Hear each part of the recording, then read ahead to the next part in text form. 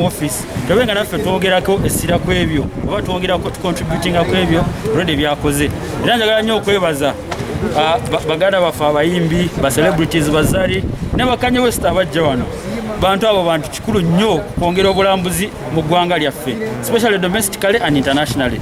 Tujja sigala tubeetaaga, tujja nonnoonya abalala abasobola okubagetinga eggwanga lyaffe. So abantu bajje twongeze ku ssente ze tufuna mu tourism. Nga bwe nagambye nti tourism ssente zeeteeka mu ggwanga muno akawumbi kamu mu bukadde 6 obwa $1 billion zi contributing 7% ku budget yaffe. Naye bw'ogenda mu magwanga nga South Africa ba contributing over $10 billion singa balamu ezo sente almost budget yaffe ebeweddeyo. So tujja bakozesa nnyo era nabo mbayita bajje tukolagane tulabe nga really twongezaayo twongere ku bulombuzi era ni sente zeeyongere mu ggwanga zikulakulanye. Abayimbi bano bali expensive okwapayalinga oba okubapangisa okubeera ba ambassadors for such a beautiful like country like Uganda, okubeera ba ambassadors. Olowoozamu nti presence yaabwe oba okubateeka ku board kyakola eri minisitule oba kyaleetera minisitule okubanga yaluzinga ssente okubateekamu nga bamu kyenali basuubira tebakifuna? Nedda nze kyemmanyi nti kyakola ate of course nga muganda wange bwe yali akikoze kyobola ngambye nti era tugenda tutuula ne minisitule yonna nga bwe twali tukola okutandikira ku UTB n'abalala bonna tukwasaganya ekintu kino naye nga kimanyi kikola. Marketing is key for tourism. Bw'obanga tomarketinze kyotunda then tosobola kufuna kimulambuzi. So marketing is important. So bano abantu abalina following ennyingi kintu kikulu nnyo, kintu kikulu. Last year but one he started a campaign of Miss Kavi ey'abakazi ab'obubina obunene bangi baagikubamu ebituli tetumanyi gwekozze mu ministry campaign ye nasigala ekyagenda mu maaso oba ogenda gijjawo okusinziira ku biki ebyagyogerwako. Nze sina kyenyinza kwogera conclusively wano saawa zino nga bwe ngambye ne muganda wange tujja sigala nga tutuula tulabe biki bye tusobola okwongerayo nabyo what we can do okulaba nga twongezaayo tourism. Naye buli kintu kyeyakola ne bwe yali Miss Kavi muganda wange Kiwanda really kyali kitagetinga ku marketinga tourism at least. So we shall see what we can do together, what we shall continue. Nebirala byenze nabyo kulaba nga because nange nze ne ideas ezitali nyingi wano ne wali kulaba nga tu incorporating ne cabinet minister wange ne agencies ezisigadde kulaba nga tufuna kye twongera tourism sector. Like which idea jogenda otandika kujoga nti ezimu ku nyingi zoze nazo eriwa jolaba? No, of course era nalaba waliwo young quoting out of context juzi like I was saying bwolaba price ya accommodation mu protected areas mu game parks n'abalala sente osasula nyingi nyo bwogenda kati okulambula ne bweba Queen Elizabeth okusula yeeyo mu National Park singa olaba sente zosasula nange minister ziba nyingi otandikira mu $2.5 n'okweyongera waggulu. So kyola tuwadde tugamba nti tugenda kuteesekanya ne bannange tulabenga bwe tu-encouraging abantu abalala okujja mu sector muno ba providing accommodation owa sente ntonoko so that nze omunayuganda because ate bwotunulira tourism sector yaffe kati for instance mu budde bwa COVID abantu almost 9 abazo tukyalira wano babadde bava mu East Africa. So sente nyingi ezo tebakoze eki tebaziina. So tugenda kukolagana tulabe tuleetamu ba players abapya either through incentives bazimba accommodation omutono at least $10,000 gugenda olambule n'omulala akole ki.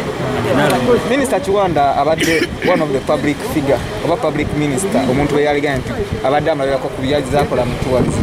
Musuubire gwogenda kubeera kika kya minister ki mu sector mu bakwadde obugeno? Of course minister ku deliveringa nze omulimu gwe bampadde okulaba nga twongera ku byobulambuzi na ssente zetukuŋŋaanya.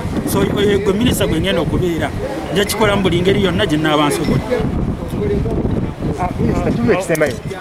Minisita Kiwanda agenzi yali ateeka mamaazi nezituuka ekiseera ne bazipostponde nga tusuubire ki mamaazi okudda mu Uganda. Nga bwe njogedde nti Honorable Kiwanda era naye abagambye tagenze tugenda sigala nga tukolagana tulabe nga byonna bye mwogerako tulaba what we can pick what we can take forward ne tujja sigala tukolagana teri kintu kye tugenda yimiriza kiri awo tujja kukwataganiza but as a ministry in general tulabe nga twongezaako ku ekyo kyeyalese emabega. Mamaazi tusuubire di minisita amachi mamaazi tusuubire okudda mu Uganda era ddi. Like I've said really sobola kubeera conclusive nga bwe ngambye tugenda tulole ne muganda wange ne sectors endala zonna tulabe because ebirasina babitegera nange mu office nakajjamu era nga munda benyingiddemu leero so sobola kubeera conclusive on anything really ne tujja supporting buli kintu kyonna ekyongeza ku tourism mu ggwanga muno. Kubanga ebisinga birese tabimaliriza. Anti kyengezezaako okugamba nti buli kintu kyonna Honorable Kiwanda kye yali akola nga kyongera ku tourism mu ggwanga muno tugenda sigala nga tukisapootinga. Era wuyo Muganda tagenze tugenda sigala nga tukolagana tumanyiganye nga ne bino tebinagambye twaliwa mu parliament ey'omwenda enkolagana twalina ya office even outside really. So muleme kweraliikira ate we shall keep updating you on how we are progressing. So muleme kweraliikira. Okay, briefly in English. Honorable Martin Lugara, it is a pleasure to welcome you to this sector. I pledge to support you to pick from where Honorable Kiwanda has left.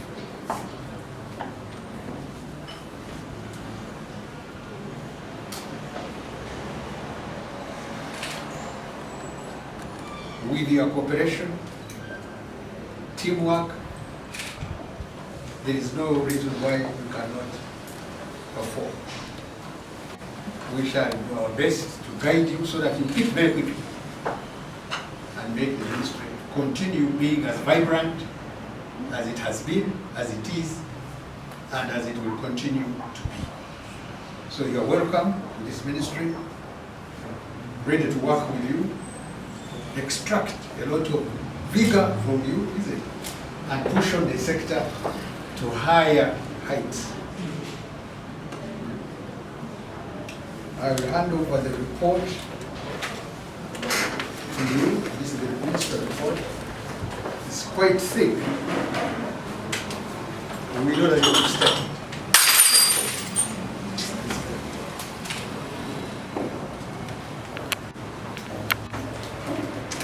There are other very important, relevant documents.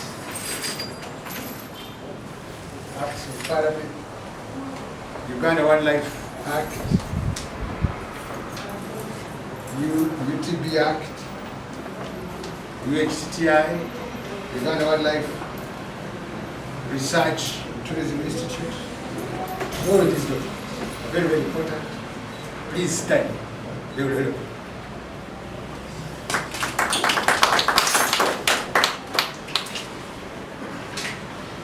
This is the ministerial policy statement, which you literally have to revise, is it? Study, so that it can help you to know what is it that we have from the Ministry of Finance, from the government, and it will really guide you.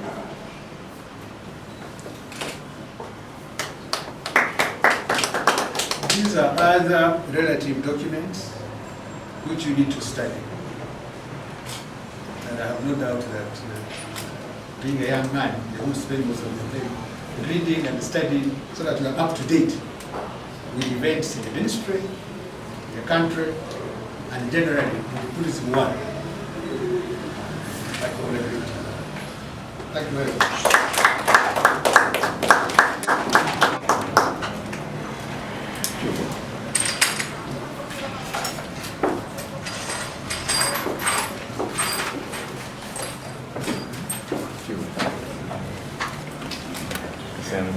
The Cabinet Minister, Honorable we are going all my predecessor, Honorable Kiwanda Aweese, the PS and the technical staff of the ministry and the other agencies. I'm so glad to be part of this function today. Honorable, thanks for the wonderful welcome. At least from the time I got here, really, it's been a good reception. I also want to, of course, I know someone else will be more senior like you are. Definitely, I'm counting on you, wise counsel and guidance, and definitely I'm ready to learn so that I can be able to make a contribution to whatever has been going on in the ministry. On the other hand, I also want to thank my brother and colleague, the Honorable Kiwanda Aweese. We served together in the 9th Parliament, and at least I've been delighted that I'm taking over from someone that I already know. And even through our other discussions, I'm hoping that you'll continue coming in, helping me here and there, so that I can cope easily. So I'm sure we shall continue working as a team. I want to thank you for the tremendous work you've already done for the ministry and the tourism sector in general. And I pledge probably to also make whichever contribution I can. So I'm glad to be here. I want to also pledge to be part of the team. I'm a good learner as well. And definitely I know we shall cooperate well so that also things get easier for me as I take on this new journey. So I pledge my support and every other thing that I could do better the ministry in one way or the other. So Dr. Kiwanda, thank you so much. I know we shall continue interacting and you'll be helping me here and there to make things move faster.